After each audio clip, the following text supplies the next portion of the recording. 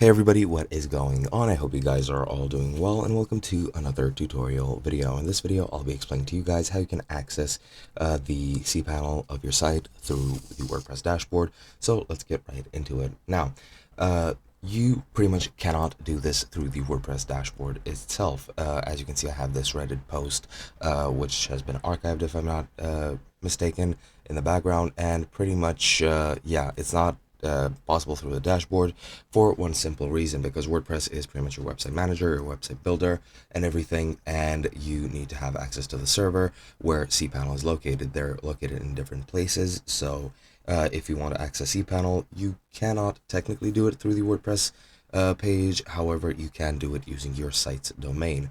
Now, even if your domain is through WordPress or not, I'm pretty sure a WordPress domain does come with a cPanel by itself, so it is included in the package. However, what you can do is you can go to your URL at the top of your browser, and you can do a couple of different things. Now, you have a couple of different ports which work for this, and all the ports bring you to different parts of cPanel. However, you just need to enter your domain name, which is, I don't know, www.yourexamplesite.com, and then you can either add /cPanel, which will then take you to the cPanel login screen where you'll be able to enter your credentials and then access cPanel. You can also do :2082, which is one of the ports that cPanel uses.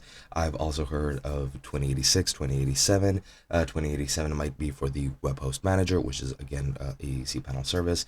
However, 2086 I'm pretty sure is WordPress, and 2082 as well. Or cPanel, so you can use that to access cPanel yourself.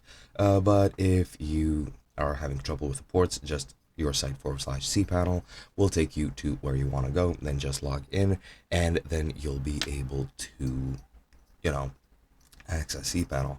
Now, if you're using a different hosting than WordPress is hosting, you might be able to go to that web host manager site, and then you'll be able to located, for example, on Hostinger. I know it's available through hPanel.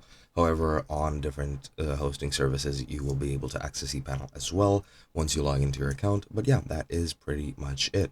Hope you guys enjoyed, and I'll be seeing you guys in another video.